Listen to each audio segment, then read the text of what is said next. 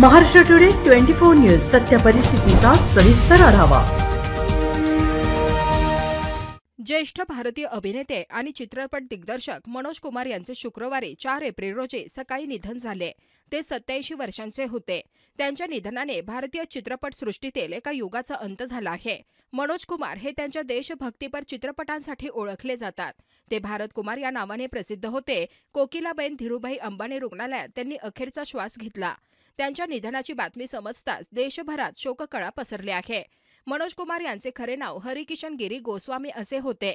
चित्रपटसृष्टीच्या प्रेमासाठी त्यांनी आपल्या नावात बदल केला होता, पण त्यांना खरी ओळख भारत कुमार या नावाने मिळाली। मनोज कुमार यांचा जन्म 24 जुलै 1937 रोजी एबटाबाद आता पाकिस्तानमध्ये या ठिकाणी झाला।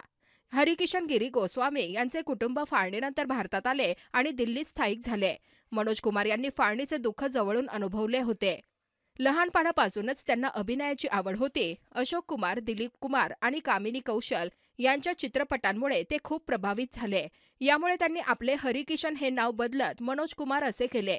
मनोज कुमार यांनी कॉलेजच्या काळात अनेक नाटकांमध्ये सक्रिय सहभाग घेतला। त्यानंतर ते मुंबईत आले। 1957 मध्ये फॅशन या चित्रपटातून त्यांनी आपल्या अभिनय कारकिर्दीची सुरुवात केली। 1960 मध्ये काच की गुडिया या चित्रपटात ते पहिल्यांदा मुख्य भूमिकेत दिसले। हा चित्रपट सुपरहिट ठरला। यानंतर उपकार, पत्थर के सनम, रोटी कपडा और मकान, संन्यासी आणि क्रांती यासारख्या अनेक चित्रपटात ते झळकले। त्यांच्या बहुतेक चित्रपटांमध्ये त्यांचे नाव भारत असे असायचे। याच कारणामुळे चाहत्यांमध्ये ते भारत कुमार म्हणून लोकप्रिय झाले। अशा या महान कलाकाराला भावपूर्ण श्रद्धांजली। महाराष्ट्र टुडे मराठीसाठी ब्युरो रिपोर्ट, मुंबई। आजच महाराष्ट्र टुडे 24 न्यूजला सबस्क्राइब करा आणि सत्य परिस्थितीचा सविस्तर आढावा पहा।